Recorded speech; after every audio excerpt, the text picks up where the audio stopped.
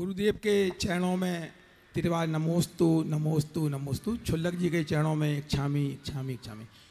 गुरुदेव, ये हम सब लोग का बड़ा सौभाग्य है कि आपके चरणों में रहकर सिद्धचक्र महामंडल विधान की आराधना का अवसर मिला है। इसके लिए हम सभी जितने भी इस मंडल में उपस्थित सभी जो इंद्राणी और मंडल पुण्यार्जक हैं, सब आपका बहुत बहुत महाराज जी आभार व्यक्त करते हैं। मेरी महाराज जी प्रश्न यह है कि कई बार परिस्थितियां अनुकूल नहीं होती हैं और अष्टद्रव्य से पूजन करना संभव नहीं हो पाता है, तो ऐसे में भाव पूजा करके ही अपने जो भाव हैं महाराज जी उनको प्रकट करते हैं और वाहन आदि में यात्रा करते हुए पूजन कर लेते हैं। महाराज जी, इसमें पुण्य का क्या परिणाम होगा, कृपया मार्गदर्शन। पहले तो मैं चाहूँगा एक बार पवन जैन का जोरदार अभिनंदन करिए। एक अधिकारी बाद में है, एक अच्छे श्रावक पहले।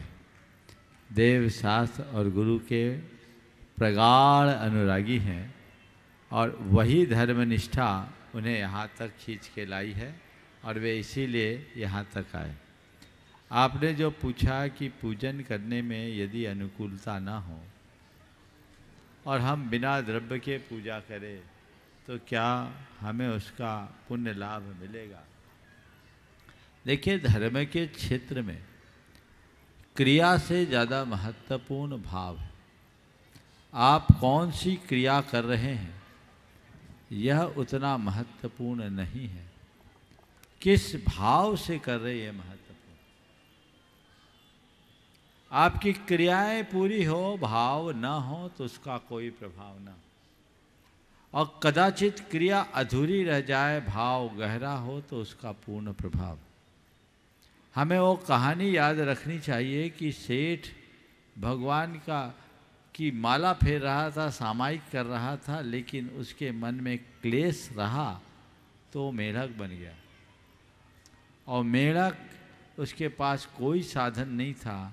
एक फूल की पाखुड़ी लेकर फुदकता हुआ भगवान के समोसरण की ओर जा रहा था।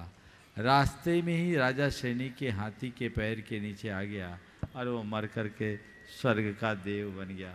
हम लोग रोज़ दोहराते यदर्चा भावे न प्रमुदित मनादर दुर्यह छनादासित स्वर्गी गुण गण समृद्ध सुख निधि लभंते सद्भक्ता शिव सुख समाजम किमु तदा महावीर स्वामी नयन पथगामी भवत में। तो ये उदाहरण इस बात के लिए पर्याप्त है। तो यदि कोई व्यक्ति किसी वजह से इस तरह का काम नहीं कर पाता, आप जैसे प्रशासनिक क्षेत्र में रहने वाले लोग रोज अभिषेक पूजन करें, ये शायद प्रैक्टिकल नहीं है, क्योंकि आप लोगों को तो 24/7। पर कोई बात नहीं, हम कहीं रहे, मेरे मन में धर्म रहना चाहिए और भाव से भरकर आप पूजा कीजिए। आप जिसे भाव पूजा कहते हैं, भाव पूजा क्या है? द्रव्य के साथ, अष्ट द्रव्य के साथ भगवान की पूजा करना ही पूजा, और उसमें मन लगाओ तो भाव पूजा, बिना मन के द्रव्य पूजा। और जहाँ आप अष्टद्रव्य रखे ही नहीं, वो पूजा नहीं है, वो स्तवन है। पहली बात तो ये समझ ले। जो लोग ये कहते हैं हम बिना द्रव्य के पूजा कर रहे हैं, यानी भाव पूजा कर रहे हैं, गलत। वो भी द्रव्य पूजा ही है। हाथ हिलाना, पैर मुंह चलाना, किताब खोलना, पढ़ना, ये मुख से उच्चारण करना, ये पूजा है, द्रव्य है। इनमें अपने मन प्राण को जोड़ने का नाम भाव पूजा है। तो जब तक हमारी मनोदशा नहीं जुड़ेगी, भाव पूजा नहीं होगी। ये बात बहुत अच्छे से समझना। अष्ट द्रव्य के अभाव में की जाने वाली पूजा पूजा ही नहीं है, स्तुति है, वंदना है, पाठ है। आचार्य वीरसेन महाराज से किसी ने पूछा, का नाम अर्चना, अर्चना किसे कहते हैं? तो उन्होंने कहा, जल गंध अक्षत पुष्प फल दीप धूपादि ही, दीप धूप पुष्प फलादि ही सग भक्ति पगासो नाम अर्चना। जल गंध अक्षत दीप धूप पुष्प फल आदि के द्वारा अपने भक्ति को प्रकाशित करने का नाम अर्चना है। यानी पूजा तभी होगी जब अष्टद्रव्य चढ़ाए। लेकिन जब अनुकूलता नहीं है तो क्या करें? तो हमारे पास जो श्रद्धा है, भक्ति है, भावना है उसे हम अर्पित करें, लाभ मिलेगा। नमोस्तु महाराज जी, नमोस्तु।